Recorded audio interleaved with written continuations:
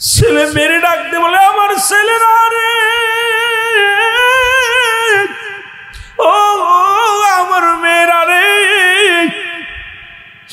এই মাত্র আমার রুটা বাইরে এসে আসতে ধর, আপন কাপড় খুলে নিবে, গা থেকে কাপড়গুলো খুলে নিবে।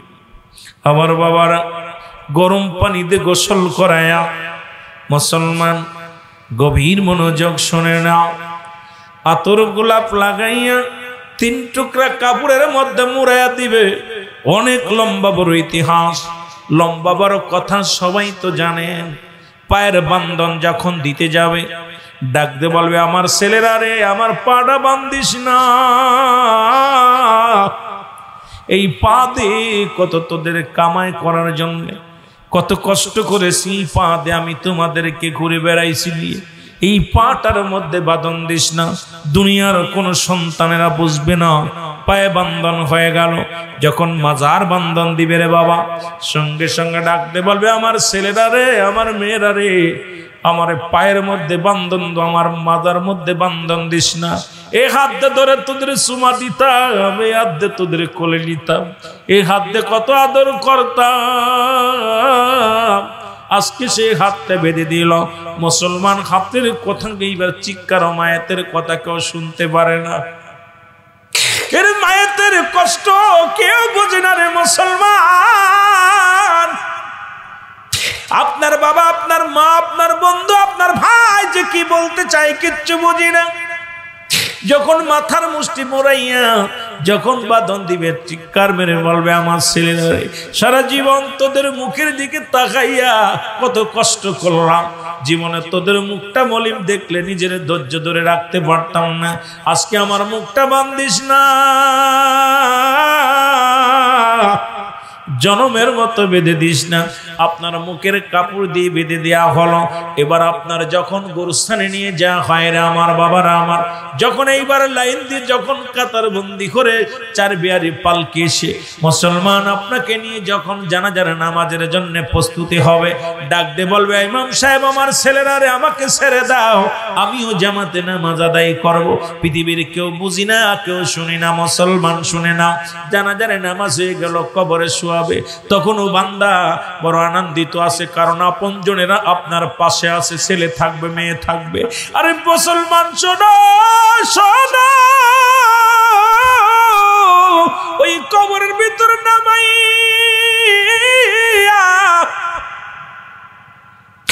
যখন আপনার কবরের ভিতরে নামাইবে রে আমার দাদু ভাইরা, আমার বন্ধুরা রে, একে একে দুজন উঠিয়ে আসবে, পরের জন যখন উঠে আসবে, যখন আপনাকে বাঁশের চাউলি দিয়ে যখন আপনাকে ডেকে রাখবে, চিৎকার মারবে আমার ছেলেরা রে, আমার মেয়েরা রে, আবার চির বিদায় করে দিলি, তোদের কি মায়া লাগে না, আমি কেমনে থাকবো রে। এই কবরে যখন দিয়ে আপনাকে মুসলমান যখন আপনাকে দোয়া করে 40 কদম আসবে, সঙ্গে সঙ্গে কবরের ভিতরে একজন ফেরেশতা আসবে, সেই ফেরেশতার নাম হলো নোমান ফেরেশতা। জোরে জোরে চিল্লায় বলা যাবেন আল্লাহু আকবার। আমরা জানি মৃত্যুর পরে কবরে শোয়াইলে মনকার নেকির আইব রে। ও যুবক বন্ধুরা শোনো না, মনকার নেকির ফেরেশতা আসার আগে একজন ফেরেশতা আসবে, তার নাম হলো নোমান ফেরেশতা। আপনাকে সালাম দিবে, কবরের মধ্যে উঠাইবে। স্বপ্নের মধ্যে যেমন দেখবেন, আপনি স্বপ্নের মধ্যে অনেক কিছু দেখতে পান, ঠিক একই অনুভব স্বপ্নের মতো কবরটা হবে আপনার জন্য। ডাকতে বলবে আপনি কে গো? বলে আমি নোমান ফেরেশতা। 2খানা কাগজ থাকবে হাতের মধ্যে, একখানা থাকবে নে কামল আর একটা থাকবে বদ আমল। এবারে নে কামল খানা হাতের মধ্যে দিয়া বলবো বান্দাই নাও, এই নাও ও বান্দা, এইটা তুমি লেখো, তাড়াতাড়ি লেখো।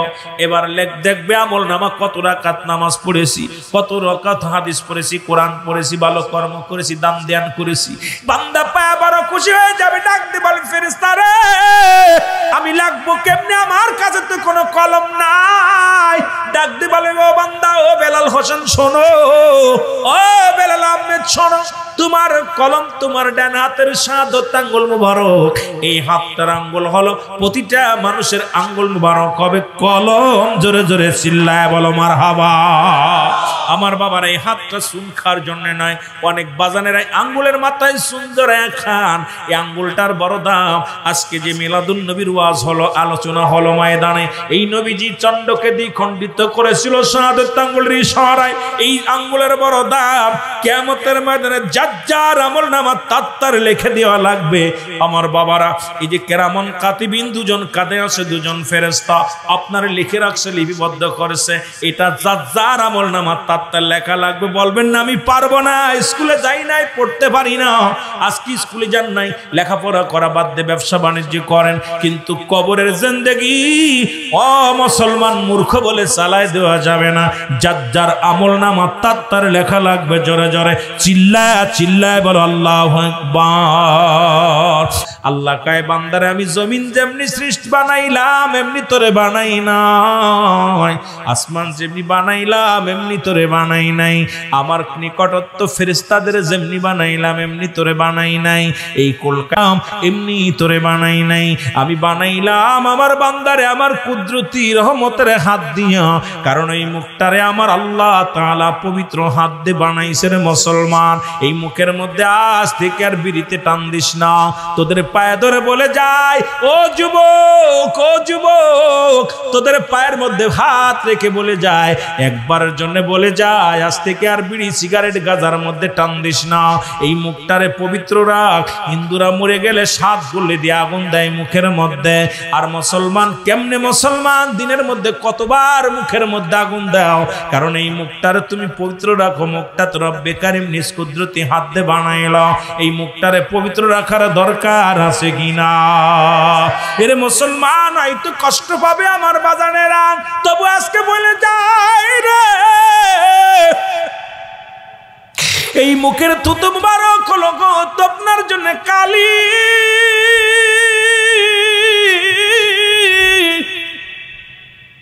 ও মুসলমান শোনো, এবার ডাক দে বল বান্দা, ডাক দে বল ফেরেশতারা রে, আমি কালি পাইলাম, কলম পাইলাম, লিখবো কেমনে করে রে মুসলমান? 3 টুকরা কাফনের কাপড় দেওয়া হয়, 5 টুকরা কাপড়ের কাপড় দেওয়া হয়। 1 টুকরা কাপড়ের কাপড় টান দিয়ে খুলে নেবেন। এই কাপড়ের কাপড়ের মধ্যে বান্দা বলবে, এই নাও তুমি কাগজ। এবার কাগজের মধ্যে লেখা হবে, কম্পিউটারের মতো সেকেন্ডের মধ্যে লেখা শেষ হয়ে যাবে রে মুসলমান। এবারে ডাক দিলে এই হাত থেকে ছিনিয়ে নিবে রে, ডাক দিয়া টান দিল, এবার খানা কাগজ দিব, বান্দা লেখো। এবার দেখ 80 বছর 50 বছরের জিন্দেগি, কোথায় জিনা করেছিল, কোথায় কোন মেয়েকে নিয়ে রসুল গেছিলাম, কোথায় কোন গার্লফ্রেন্ড নিয়ে পাহাড়ে ঘুরতে গিয়েছিলাম, কোথায় কোন বন্ধুরে ফাঁকি দিছো, কোথায় মদের আড়তে বইছো, কোথায় জোয়ার আড়তে বইছো, কোথায় কি করেছো, সব কিছু বান্দা তোমার সামনে হাজির হয়ে যাবে। এবার ডাক দে বলবে, বান্দা লেখো, তাড়াতাড়ি লেখো। ফেরেশতা বলবে লেখো, বান্দা বলবে, ও ফেরেশতা আবার দিয়ে লেখায় না রে, কারণ এগুলো দুনিয়ার মানুষ দেখবো।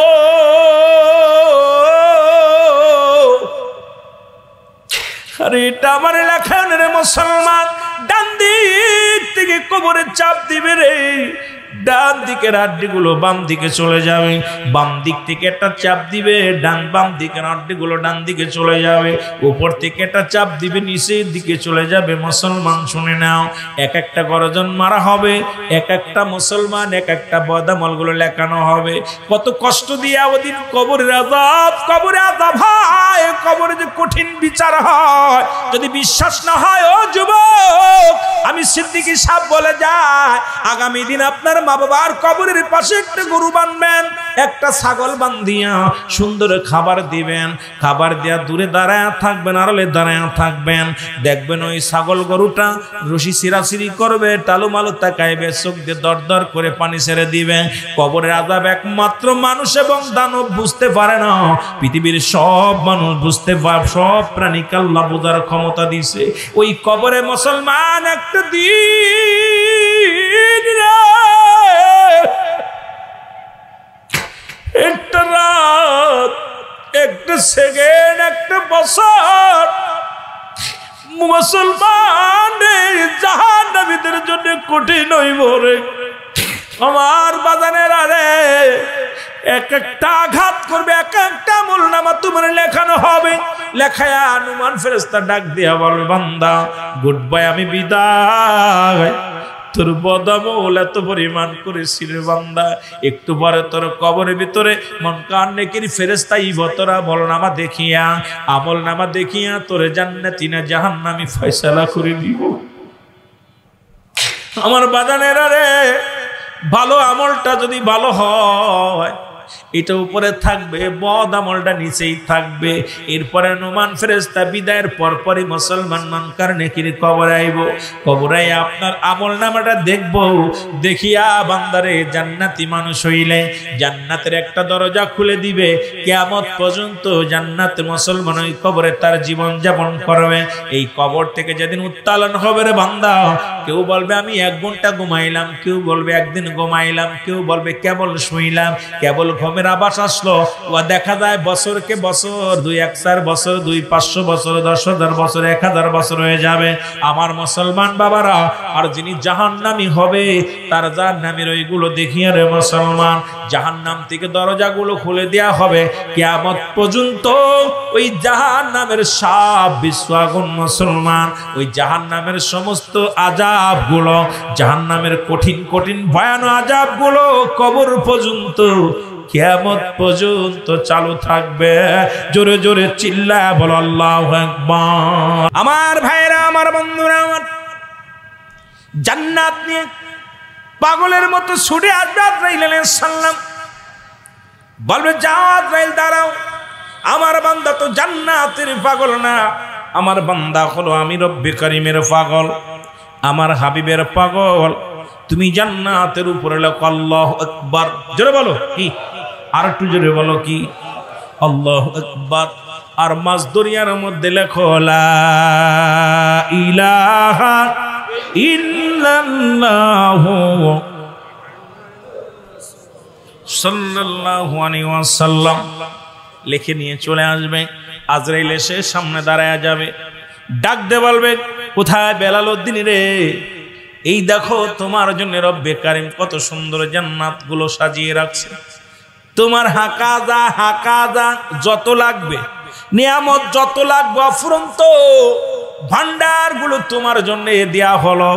এই জান্নাতের মধ্যে নাই বলতে কোনো শব্দ নাই, 8টা দরজায় খোলা আছে, যেটা দিয়ে তুমি ঢুকতে চাও সেটা দিয়ে ঢুকতে পারবা।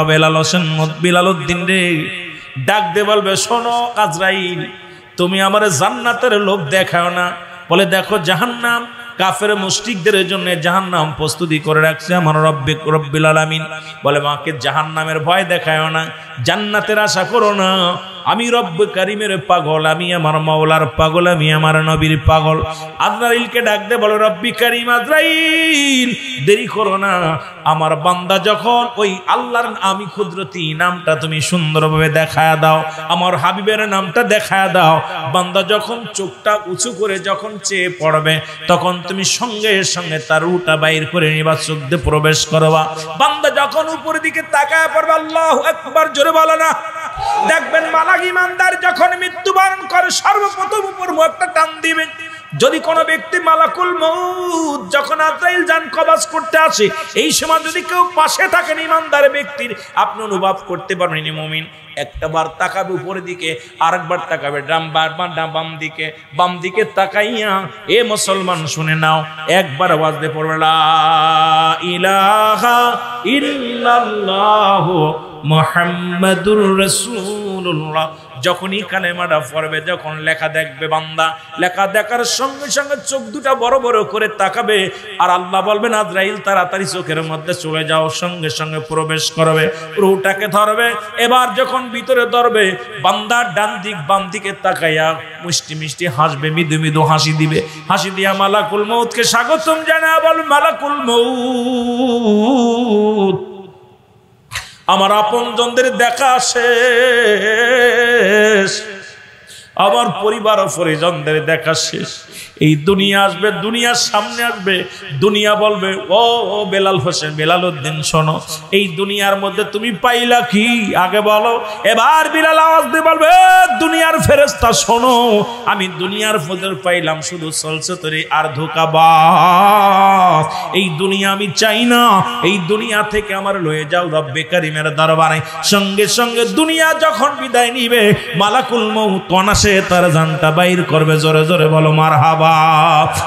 কার জন্য তুমি ঘুষ খাও? কার জন্য সুদ খাও? কার জন্য তুমি ব্যভিচার করো রে মন? কার জন্য দুনিয়ার মধ্যে ব্যবসায় তুমি ঠকাও? কার জন্য দুনিয়ায় তুমি ঠকবাজি করো? এই দুনিয়ার সম্পদ কাদের জন্য তুমি গড়লা? এই দুনিয়ার সম্পদ খাবে লোকে, তোমার দেহ খাবে পোকে। জোরে বলেন ঠিক কিনা? এরে পোকামাকড়ে তোমার দেহখানা খাইবে। দুনিয়ার সম্পদ ভাগাভাগি লইয়া রে, ছেলে মেয়ের মধ্যে ভাগাভাগি হবে। ছেলে মেয়ে না থাকলে পরিবার পরিজনে যারা থাকে ভাগাভাগি হবে, প্রতিবেশী নেবে, এলাকার মানুষগুলো নিবে, আপনার পাপের ভাগটা কেউ নিবে না। জোরে জোরে বলেন ঠিক কিনা? এবার যখন বত আত্মার আজরাইল আলাইহিস সালাম এই দুনিয়ার মধ্যে আগমন করবে না, কারণ ইমানদারের রূহ বাইর করার জন্য ইমানদারের কাছে একমাত্র আজরাইল আসবে। আজরাইল জমিনের মধ্যে কোন জাহান্নামীদের ব্যক্তি, কোন জাহান্নামী কাফের মুশরিকদের জানটা কবাজের জন্য আজরাইল আসবে না। আজরাইল এত বড় দানব রে, এই জমিনের মধ্যে থাকবে পা, আসমানে থাকবে মাথা মোবারক।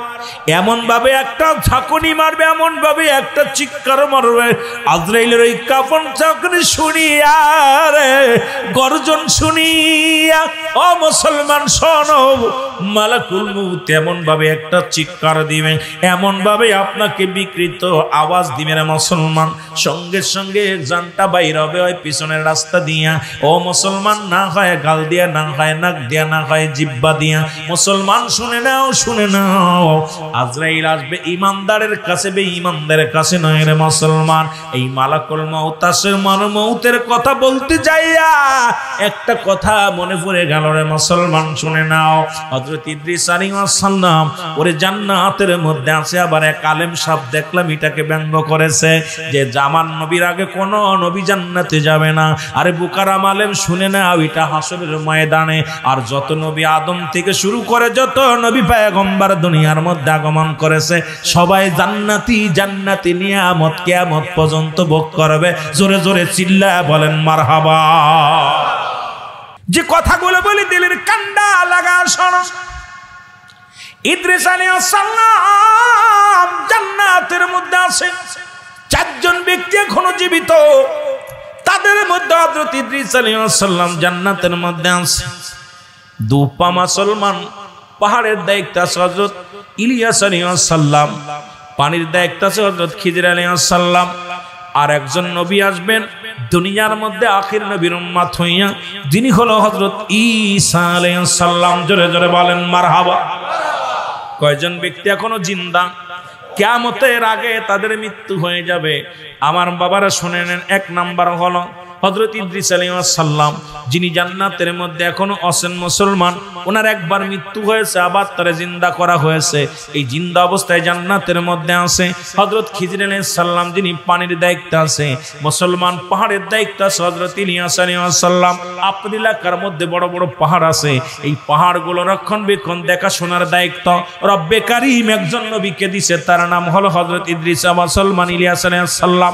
আর একজন ব্যক্তি হযরত ঈসা আলাইহিস সালাম। জোরে জোরে চিল্লায়া বলা যাবে না মারহাবা। ইদ্রিস আলাইহিস সালাম কে আল্লাহ ডাক দিয়ে বলে, বন্ধু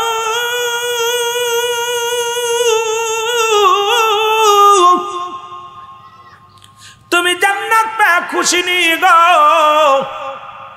ইদ্রিস আলাইহিস সালাম ডাক দিয়ে বলে, আমার আল্লাহ,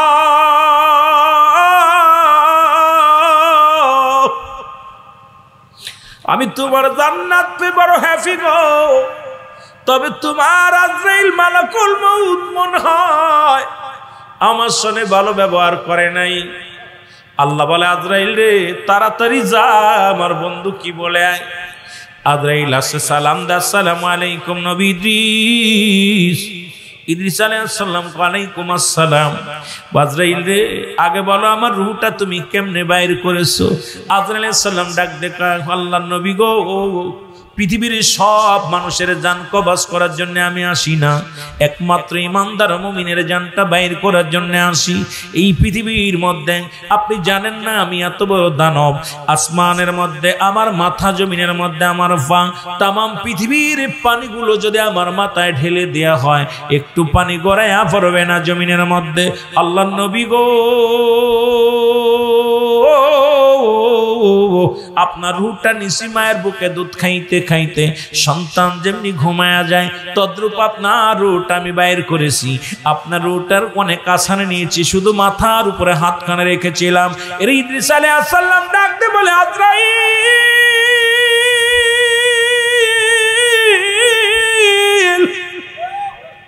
এই মৃত্যু যদি এত কঠিন হয় রে, ইমানদারের মৃত্যুটা হবে গো আটা গুলাইয়া খামির বানাইয়া, এর মধ্যে যদি একটা চুল পরে চুলটা যেমন টান দিলে অনাসে বাইর হয়ে যায়, এমনি ইমানদারের মৃত্যুটা হবে।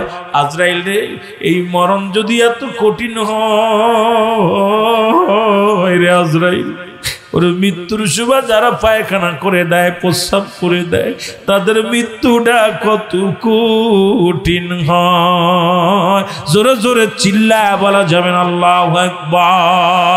আমি আল্লাহ পুড়াইয়া ছাই বানাইয়া দিব, জমিনের মধ্যে যত পানি আছে সব পুড়ে হবে ছাই, জমিনের ভিতরে যত মাটি আছে মাটিগুলো পুড়ে হবে তামা। যেদিন কিচ্ছু বলতে কিচ্ছু থাকবে না, সেদিন থাকবো শুধু আমি আল্লাহ।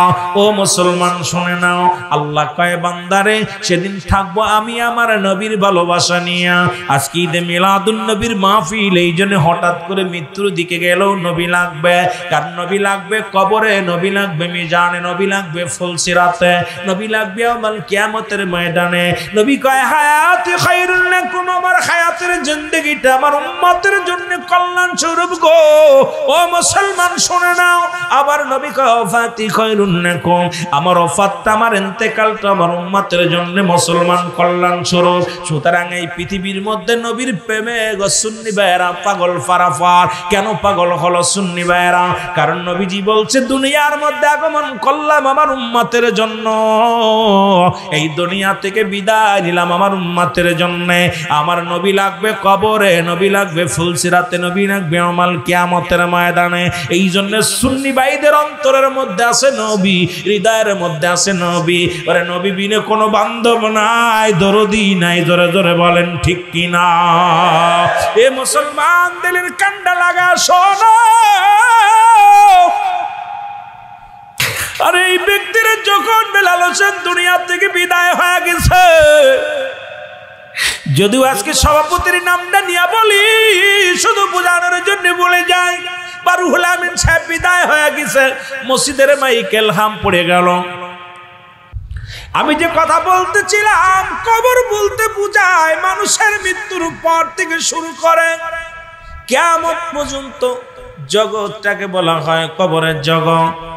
এখন অনেকে মনে করেন, হিন্দুরা মনে করে ওরে মুসলমান পুরাইয়া দিলে আর বিচার হইব না। কেউ মনে করে পানিতে ডুবে মারা গেলে বিচার হইতো না, কেউ মনে করে হাঙ্গর কুমিরে খাইলে বিচার হইতো না। কবর বলতে বোঝায় মৃত্যুর পর থেকে শুরু করে কিয়ামত পর্যন্ত জগৎটাকে বলা হয় কবরের জগৎ। একবার তুমি চিন্তা করে দেখো, একটা রাত কেমনে তুমি ওর ভিতরে থাকবা, একটা সেকেন্ড তুমি কেমনে থাকবা, যেখানে অন্ধকার, যেখানে কোনো বাতি নাই, যেখানে কোনো বন্ধু নাই, যেখানে কোনো আদরের ছেলে মেয়ে নাই। রে মুসলমান, কেমনে তুমি থাকবে একটা দিনের কথা চিন্তা করো। এই সাদা কাপড়ে মুড়াইয়া একবার তোমার রাইখা কাটবে এমন একটা জায়গা, যে দেশে গেলে বিচার হয়, যে দেশে গেলে হিসাব হয়। এই দেশে মুসলমান দ্বিতীয় নাম্বার হলো বিপদ। এর এক নাম্বার বিপদ হলো মানুষের মরণ। এই দুই নাম্বার বিপদ হলো কবর। এই কবরটা বড় ভয়াবহ হবে। কবরের ভয়ে মানুষ সাহাবীরা কেঁদেছে। মুসলমান একটা কথা না বললে নয়। শেরে খোদা হযরত আলী রাদিয়াল্লাহু তাআলা আনহু মুসলমান একদিন রাস্তা দিয়ে যায়, এক বালকের সঙ্গে ধাক্কা লেগে গেছে। রে মুসলমান শুনে নাও, বালকের হাতে এক বোতল তেল ছিল, তেলটা জমিনের মধ্যে পড়ে গেছে। বালক ডাক দে বলে, মুসলমান বীর শোনো, আর তুমি আমার তেলটা উঠায়া দাও। বালককে ডাক দে হযরত আলী রাদিয়াল্লাহু তাআলা বলে, বালক রে তুমি আমারে চেনো? তুমি কি আমারে চেনো? বলে, তুমি কে? তোমার চেনার সময় নাই, কারণ তুমি কি জানো আমারে তুমি চেনো? আমি একজন আমার মা পাগল সন্তান। এই পৃথিবীর মধ্যে আমি আমার মায়ের একমাত্র পাগল সন্তান গো। আমার মা জননী আমাকে তেল নিয়ে যেতে বলেছে, তেলটা জমিনের মধ্যে পড়ে গেছে, তেলটা তুমি উঠা দাও, না হয় তোমার মতো বীর দেখার সময় নাই। জোরে জোরে চিল্লা বলা যাবে না মারহাবা। শেরে খোদা হযরত আলী ডাক দিয়ে বলে, বলো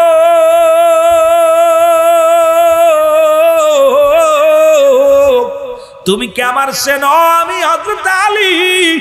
শেরে খোদা হযরত আলী রাদিয়াল্লাহু তাআলা, আমার নাম শুনলে এলাকার মানুষ ভয় পায়, আমার নাম শুনে মানুষ কাফেররা থরথর করে কাঁপে।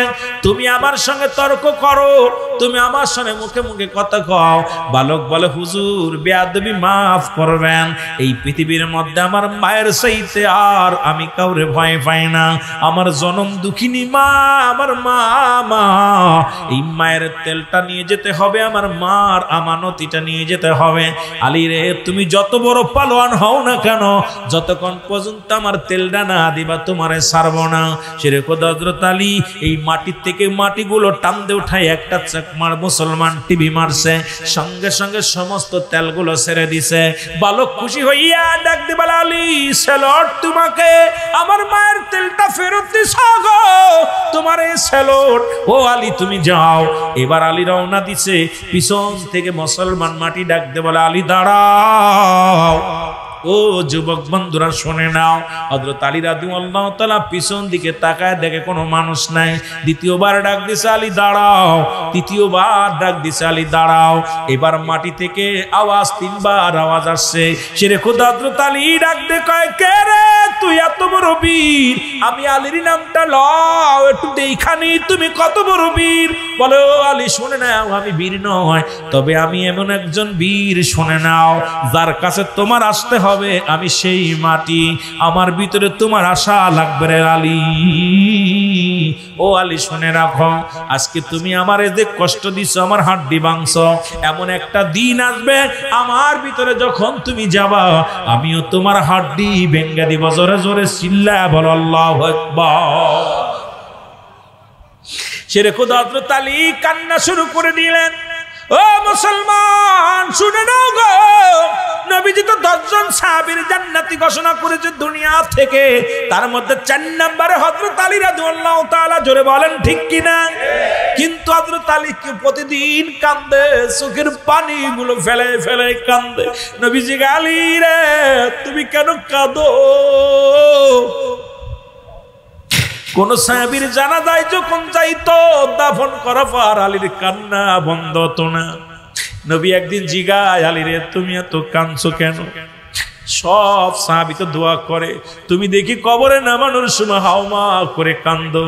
আরে তুমি কি? অন্য সাহাবীরা বলে, ইয়া রাসূলুল্লাহ, ইয়া হাবিবাল্লাহ, আলী কবর দেখলেই কান্দে। আলী কেন যেন কবরে মায়াত গেরে নামাইলেই কান্দে। আমার নবী জিগায়, আলী রে তুমি কান্দো কেন? বলে, ইয়া রাসূলুল্লাহ, ইয়া হাবিবাল্লাহ, আমি কান্দি কেন? দীর্ঘ 1 বছর পার হয়ে গেল, আমি আলী তো শুনতে পারি না, আমার কি কবর থেকে আমি রেহাই পাবো? মাটি থেকে কি আমি রেহাই পাবো? এখনো পর্যন্ত আমি জানতে পারি নাই। সাহাবীরা বলে, নবী গো, আপনি 10 জন সাহাবীর নাম ঘোষণা করেছেন, তার মধ্যে 4 নাম্বার মসন হযরত আলী রাদিয়াল্লাহু তাআলা, 1 নাম্বার আবু বকর ফিল জান্নাতি, উমর ফিল জান্নাতি, উসমান ফিল জান্নাতি, আর 4 নাম্বারে হযরত আলী রাদিয়াল্লাহু তাআলা জান্নাতি। এই রকম 10 জন সাহাবী আমার নবী ডাকতে বলে, আলী রে তোমার কান্নার রহস্য আমাকে বলো। রাসূলুল্লাহর কাছে বলে, ইয়া রাসূলুল্লাহ, ইয়া হাবিবাল্লাহ, আমার রহস্য হলো ওই কবরে আমার শুইতে হবে, কি আমার সঙ্গে কি ব্যবহার করবে। ওই মাটি থেকে আমি আওয়াজ শুনতে পেরেছি, বলছে আলী রে তুমি আমার হাড্ডি মাংস একদিন আমার ভিতরে আসবা, সেদিন আমি তোমারে দেখে নিব। আমার নবী যেদিন মুসলমান ঈদুল ফিতরের নামাজ আদায় করে দোয়া করলেন, সব সাহাবীরা দৌড়ান, সব সাহাবীরা কোলাকুলি করে, মুসলমান এক ভাই আর এক ভাইয়ের দুঃখে সুখের জন্য শোনাশুনি করে। কিন্তু হযরত আলী নামাজ শেষ করে দৌড়ায় বাড়ি গেলেন। রাসূলুল্লাহ নামাজ শেষ করার পর এবার হযরত আলীর সন্ধান খুঁজতে লাগলেন, আলীরে পাইলেন না। যা দেখে ঘরের মধ্যে দরজা লাগাইয়া রে আলী ফুপায়া ফুপায়া কান্দে। নবী যা সালাম দিলেন, সালাম দিয়া পর ফাতেমা ডাক দে বলি ইয়া রাসূলুল্লাহ ইয়া হাবিবাল্লাহ। মা ফাতেমা তুজোরা ডাক দে বলি ইয়া রাসূলুল্লাহ ইয়া হাবিবাল্লাহ, আজ সকাল থেকে দেখেছি আপনার জামাতার চোখে পানি, আজকে নামাজ শেষ করার পরও আসে দেখি আপনার জামার চোখে পানি। আমার নবীজি বলে আলী রে তুমি কেন কাঁদছো বলো? বলি ইয়া রাসূলুল্লাহ না জানি কখন মরণ হয়ে যায়। ইয়া রাসূলুল্লাহ ইয়া হাবিবাল্লাহ নবী গো,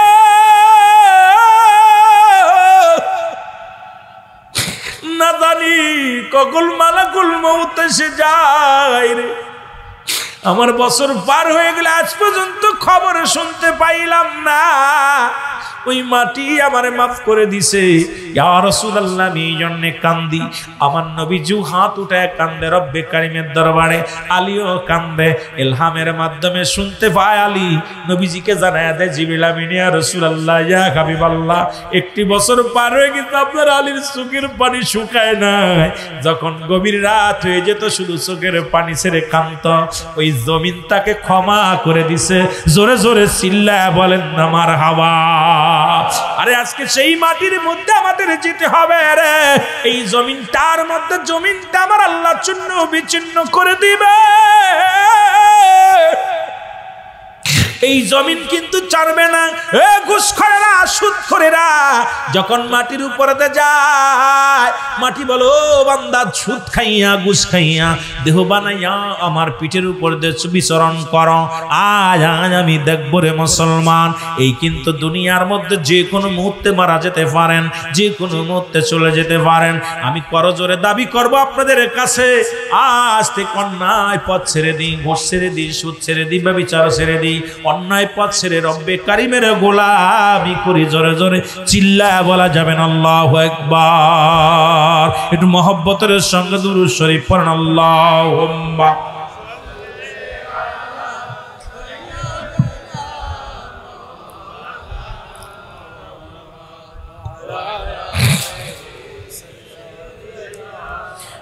মাওলানা আরো জোরে বলেন আল্লাহুম্মা সাইয়্যিদিনা মাওলানা মুহাম্মদ ওয়া লা সাইয়্যিদিনা। এ দুনিয়ার মুসলমান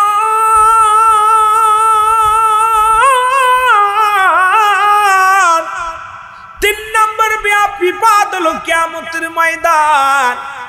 এই তিনটা বিষয়ের পরে যদিও দুইটা বিষয় দিতে, একটা মৃত্যু যন্ত্রণা, কবরে আযাব। কবরে আযাব হয়, এর মধ্যে কোনো সন্দেহ নাই। ঈসা আলাইহিস সালাম কবরের পাশে যাইতেছিলেন। কত লম্বা মুসলমান, অনেক নবীজির কথা আছে মুসলমান শুনে নাও। এরা যাইতেছে, হঠাৎ দেখে কবরের মধ্যে মুসলমান, কবরের মধ্যে আযাব হতেছে। ডাক দিয়ে উঠাইলেন, উঠায় বলে কত বছর মৃত্যুবরণ করেছো? বলে আমি 50 বছর বা 500 বছর কবরে শুয়ে আছি, আজ পর্যন্ত মৃত্যু যন্ত্রণা যায় নাই। সুতরাং এইরকম অসংখ্য নবীরা মুসলমান মৃত্যু থেকে জিন্দা করিয়া তাদের থেকে শুনছে এই কবরটা বড় ভয়াবহ মুসলমান। এই মরণের পরেই তো কবর, কবরের পরই তো হাসরের ময়দান। 3 নম্বর বিপদ হলো কিয়ামতের ময়দান। এই কিয়ামত এখন অনেকেই বলতেছে কিয়ামত আমাদের সন্নিহিত, একদম নিকটতম কাছে। তবে মুসলমান শোনো, আমার নবীজি বলে গেছেন, আমিও বুঝতেছি কিয়ামতটি নিকট আলামতে হাজির হয়ে গেছে। 70টার বেশি আলামত হবে কিয়ামতের আগে। তার মধ্যে আমাদের মধ্যে অলরেডি মুসলমান অধিকাংশ আলামত হয়ে গেছে। কয়েকটা বাদ আছে, হযরত ঈসা আলাইহিস সালামের আগমন, খানে দাজ্জালের আগমন, ইমাম মেহেদী আলাইহিস সালামের আগমন। মুসলমান শুনে নাও, শুনে নাও, 3টা মুসলমান, 3টা ভূমিকম্প।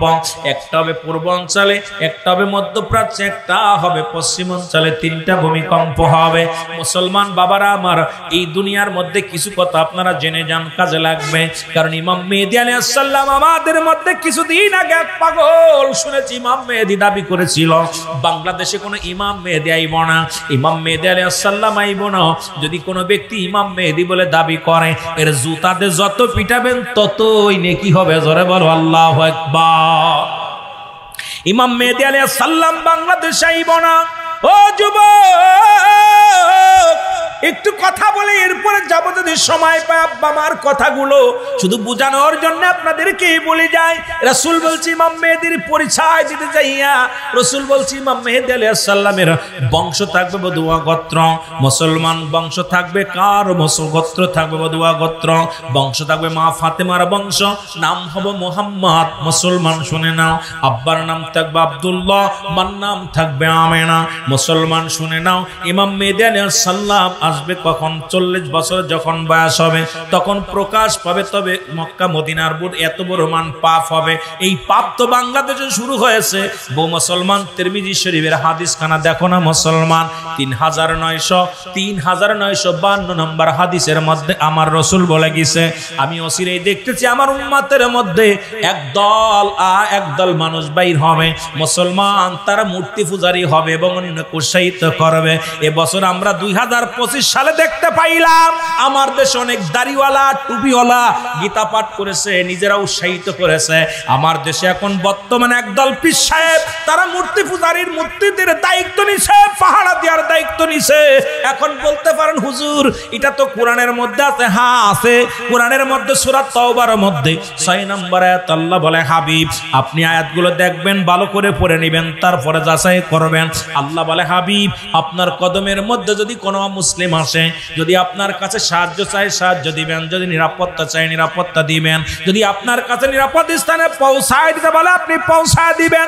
অথচ আজকে হিন্দু ভাইয়ের স্ট্যাটাস দিচ্ছে আমরা আপনাদের কাছে সাহায্য চাই নাই, আপনাদের মসজিদ রক্ষা করতে পারেন না, আমাদের মন্দির কেমনে রক্ষা করবেন? এর সেইটার অপমানিত থাকতে পারে না। ও মুসলমান শুনে নাও, শুনে নাও, এই তো গেল মুসলমান। এমন একটা জামান আসবে, রাসূল বলে গেছেন মানুষ মানুষকে হত্যা করবে। এই হত্যা করার পর যে ব্যক্তি মারবে সে নিজেও জানে না কেন ওনারে মারছি, আর যে ব্যক্তি মার খাচ্ছে সেও জানে না কেন আমারে মারছে। সুতরাং ঠিক একই একটা জামানা বাংলাদেশের জমিনে, বাংলাদেশ নয় অল বহির্বিশ্বে শুরু হয়ে গেছে। জোরে বলেন ঠিক কিনা?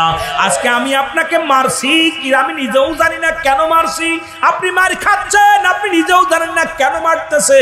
ঠিক সেই জামানা এখন জোরদার মুল্লুকতার সমাজ পরিবর্তন করতে যাইয়া আল্লাহর ওলিরা যুগে যুগে কত কষ্ট করেছে।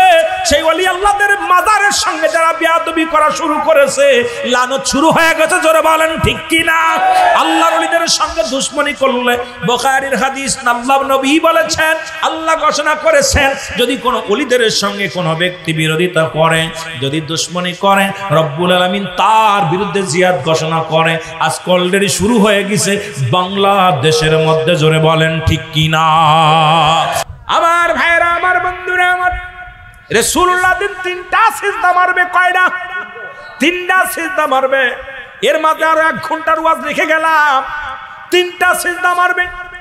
রব্বি কারীম বলবে, রব্বুল আলামিন ডাকতে বলবে, হাবিব প্রতিটা নবীগণকে আমি একটা নিয়ামত দান করেছি, আপনার জন্য রেখেছিলাম। নবী বলবে, ইয়া রব্বুল আলামিন আমি তো নিয়ামত চাই নাই, আমি চাইছি আমার উম্মত। আমি তো নিয়ামত চাই নাই, আমি চাইছি আমার আদরের উম্মত। আমার আল্লাহ বলবে, হাবিব রে আপনি যখন দুনিয়ার মধ্যে আপনাকে প্রথম আমি সৃষ্টি করলাম তখনও চাইলেন উম্মত, যখন জান্নাতের মধ্যে রাখলাম তখনও চাইলেন উম্মত, যখন দুনিয়ার মধ্যে প্রেরণ করলাম তখনও চাইলেন উম্মত।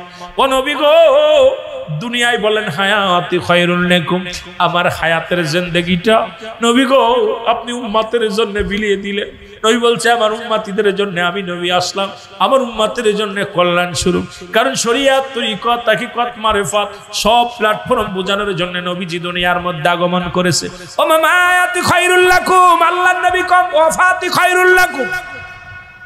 নবী কয় উম্মতিরা রে আমি নবী বিদায় নিলাম, এটা আমার উম্মতের জন্য কল্যাণ স্বরূপ। কারণ উম্মতিরা রে দুনিয়ার মধ্য থেকে আমি নবী বিদায় নিলাম, কারণ আমার উম্মতিরা পৃথিবীর মধ্যে যখন কোনো ভালো কর্ম করে, আজকে যেমন ভালো কাজ করছেন, নবীজি বলে আমার উম্মতিদের জন্য আমি প্রশংসা করি আমার আল্লাহর দরবারে। আল্লাহ ও আমার আল্লাহ, ও আমার আল্লাহ, রাজঘাট এই জমিনের মধ্যে অমুক উম্মত অমুক উম্মত তোমার শুকরিয়া আদায় করে, আমার অমুক উম্মত তোমার প্রশংসা করে, আমি আল্লাহ রাব্বুল আমিনের কাছে প্রশংসা করি। আবার যদি কোন উম্মত গুনাহের কাজ করে, আমার নবী বলে সঙ্গে সঙ্গে আমি রব্বে কারীমের দরবারে ইস্তেগফার করি, ক্ষমা চাই, আমার আল্লাহ অমুক গ্রামে অমুক বান্দা গুনাহ করেছে, তুমি তারে মাফ করে দাও। অন্যায় করে ছেলে মাফ চায় বাবায়, অন্যায় করে মুসলমান গ্রামের ছেলে মাফ চায় চেয়ারম্যান মেম্বার যাইয়া। এমন নবীর উম্মত হইলাম রে, ভুল করি আমি ক্ষমা চাই আমার নবী। এই নবীর পক্ষে থাকার দরকার আছে কিনা? নবীর ভালোবাসা অন্তরে পয়দা করো রে। নবীর প্রেম ভালোবাসা যার অন্তরে যতটুক, তার ঈমান বলতে ততটুক। নবীর প্রেম ভালোবাসা যার অন্তরে নাই, তার ঈমান বলতে কিছু নাই, সরাসর বেঈমান। দুইটা কথা বললে বুঝতে পারবেন বাবা। মানব জীবনের অমূল্য সম্পদের নাম হলো ঈমান, ব্যক্তির জীবনের অমূল্য সম্পদের নাম রুহু। ঠিক কি না? এর রুহুবিহীন বডির কোনো মূল্য নাই, আসেনি? রুহুবিহীন বডির কোনো মূল্য নাই। ও মুসলমান, যার বাসায় মেহমানদারি করলো, যিনি আমাদেরকে খাওয়াইলেন, বলে হুজুর আমার আব্বা নাই, আমার মা নাই। ওরে মুসলমান, মা যে কেমন নিয়ামত, বাবা যে কেমন নিয়ামত। এই পৃথিবীর মধ্যে মা বাবার হক হলো 14টা। 7টা হক হলো দুনিয়ায় জিন্দা থাকতে, 7টা হক হলো ইন্তেকালের পরে। ওনার সন্তান আজকে একটা হক আদায় করার জন্য বললেন ভাইজান আমার আব্বা জান দুনিয়ায় নাই, মা নাই, দোয়া করবেন। 1 নম্বরে তাদের জন্য মাগফিরাত কামনা করা, 2 নম্বরে তাদের জন্য সওয়াব পৌঁছানো। ওরে মুসলমান, 7 নম্বর হলো ওরে তাদের কবর জিয়ারত করে রব্বুল আলামিনের কাছে দোয়া করা। এরে মুসলমান, ধীরে ধীরে কেমনে যাব? আব্বা মার কথা একটু বলার দরকার, যেহেতু পরিচালক ভাই বড় আশা করে বলছে। আমি যে কথাগুলো বলবো একটু লক্ষ্য করে মুসলমান। ও যুবক, দিলের কান্ডা লাগা শোনো।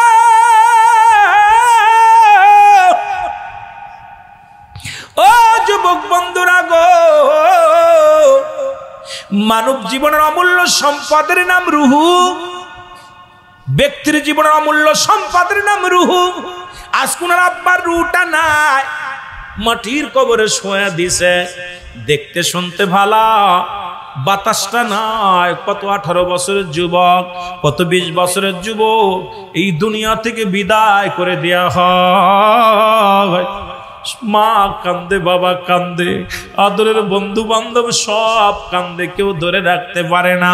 কারণ অমূল্য বস্তুটা চলে গেছে। আজকে দেখতে শুনতে বডি নাই, হাত নাই, পা নাই, রুহু আছে, বডিটার দাম আছে। দেখা যায় বছরকে বছর আব্বা জান পড়ে আছে বিছনায়, তারে কাফনের কাপড় পরানো হয় নাই। বাবা মা প্যারালাইসিসে পড়ে আছে, রুহটা থাকার কারণে বিদায় দেওয়া হয় নাই। এই জন্য বললাম ব্যক্তির জীবনের অমূল্য সম্পদের নাম রুহু। রুহুটা নাই, এই হাতের কোনো দাম নাই, পায়ের কোনো দাম নাই, জবানের কোনো দাম নাই, সব অকার্য হয়ে যায়। এই জন্য ব্যক্তির জীবনের অমূল্য সম্পদের নাম হলো রুহু। আর মানব জীবনের অমূল্য সম্পদের নাম ঈমান। ঈমানবিহীন সমস্ত আমল বরবাদ। ঈমান নাই, নামাজ নাই, ঈমান নাই, হজ নাই, ঈমান নাই, যাকাত নাই। ঈমান নাই যার ভিতরে নাই, তার কিচ্ছু বলতে কিচ্ছু নাই, সব বরবাদ হয়ে যাবে রে মুসলমান। এইবার একটা হলো ঈমান, একটা হলো আমল। মুসলমান ভালো করে বুঝার জন্য বলে যায়, একটা হলো আমল, একটা হলো ঈমান। আমল হলো নামাজ, রোজা, হজ, যাকাত, এগুলোর নাম হলো আমল। ঈমান হলো নবী মুহাম্মাদুর রাসূলুল্লাহ সাল্লাল্লাহু আলাইহি ওয়াসাল্লাম। যার ভিতরে নবী নাই তার ভিতরে নামাজ হবে না। নবী যার ভিতরে নাই কিসের রোজা, নবী যার ভিতরে নাই কিসের নামাজ, নবী নাই যার ভিতরে তার পৃথিবীর মধ্যেই মুর্দা মানুষের মতো। এই পৃথিবীর মধ্যে নজুবিহীন নামাজ যেমন, নবীবিহীন ইবাদত তেমন। নবী নাই তোর কিসের আমল রে মুসলমান। এই জন্য নবীদের অন্তরে মুসলমান আশিকদের অন্তরে, সুন্নিদের অন্তরে নবীর প্রেম জোরে জোরে চিল্লায়া বলেন ঠিক কিনা।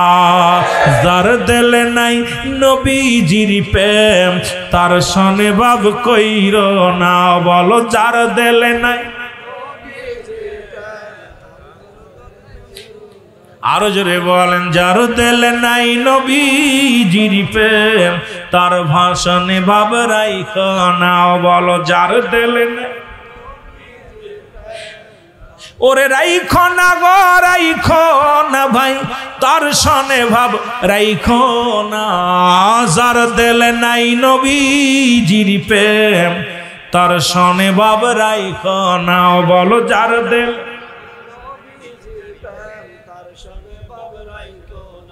সর্বোপরি কথাটা, যেহেতু ঈদে মিলাদুন নবীর মাহফিল, যদি ঈমান আকীদা ঠিক রাখতে হয়, আমার নবীজি লাগবে কি লাগবে না?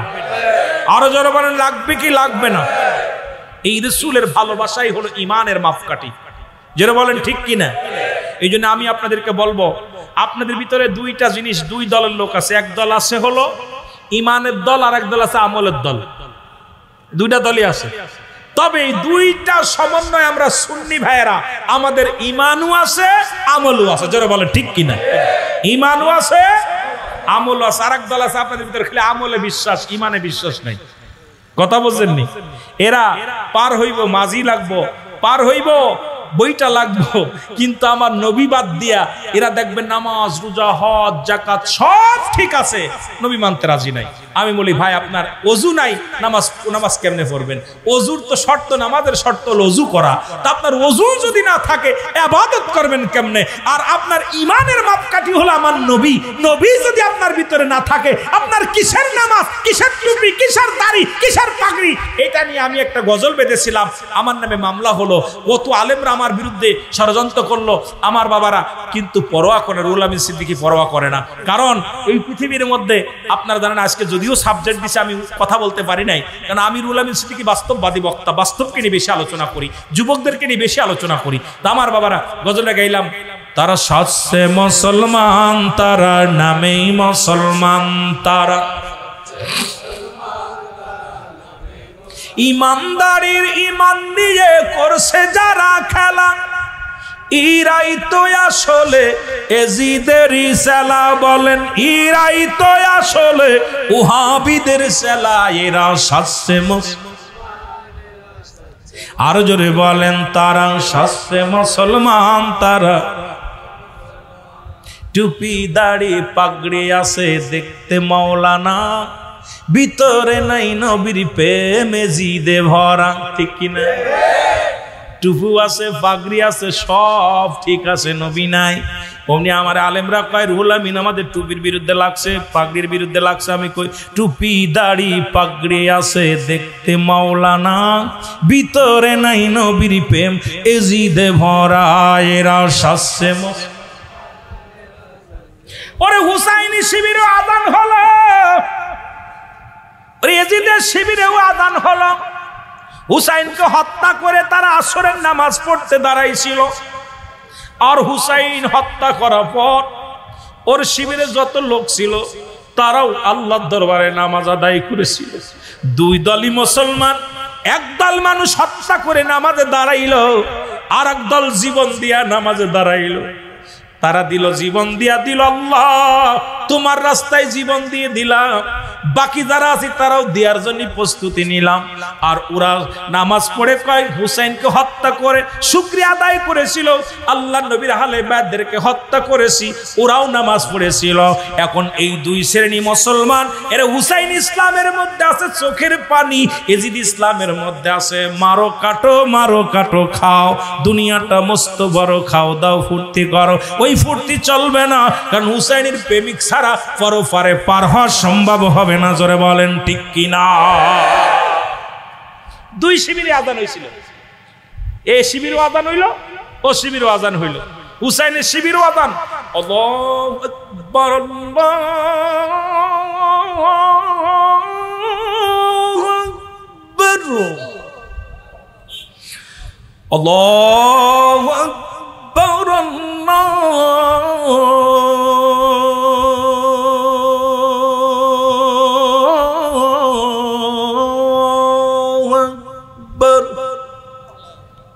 এদিকে হুসাইন শিবিরে আল্লাহু আকবার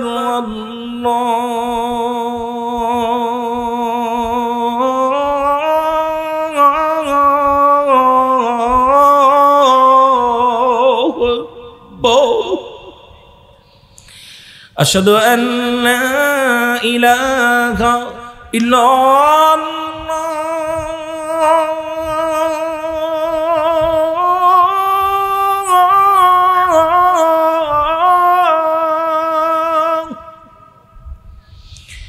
আশহাদু আন্না মুহাম্মাদুর রাসূলুল্লাহ।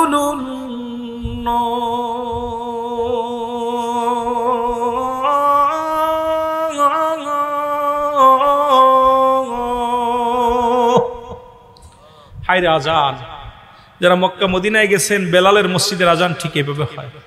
এখনো বেলালের মসজিদের আজান যখন শুরু হয় অমুসলিমেরা দাঁড়িয়ে দাঁড়িয়ে শোনে ডিজিটাল আজান, আর আমাদের ডিজিটাল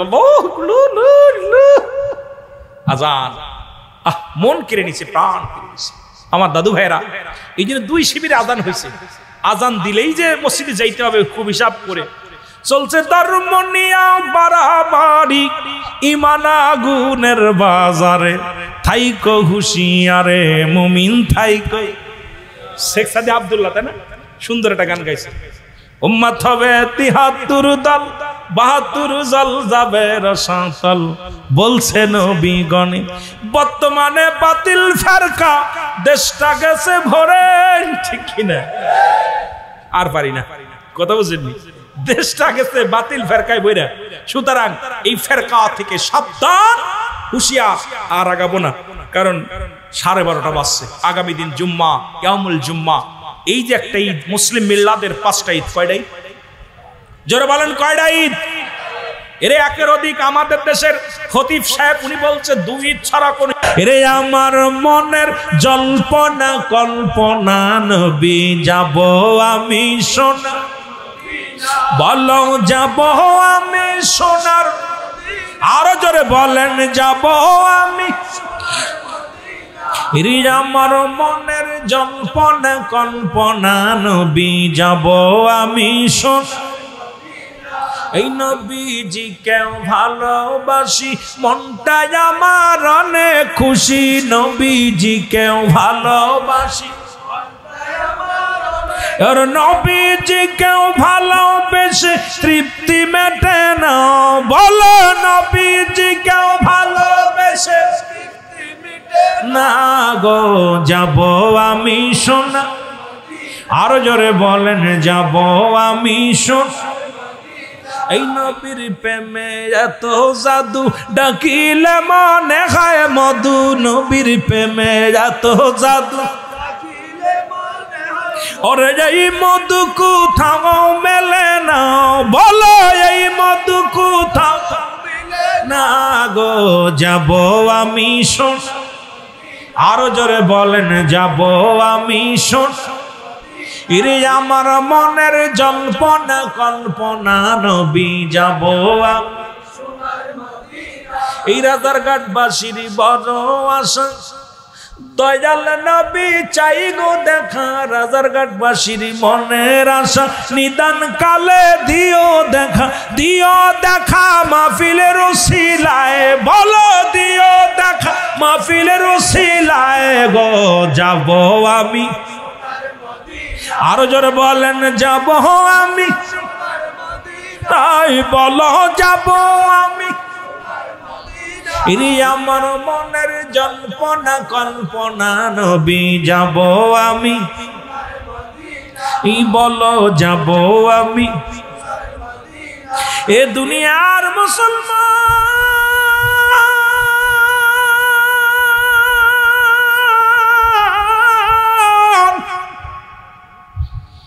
নবীর প্রেমের মালা গলায় পরো,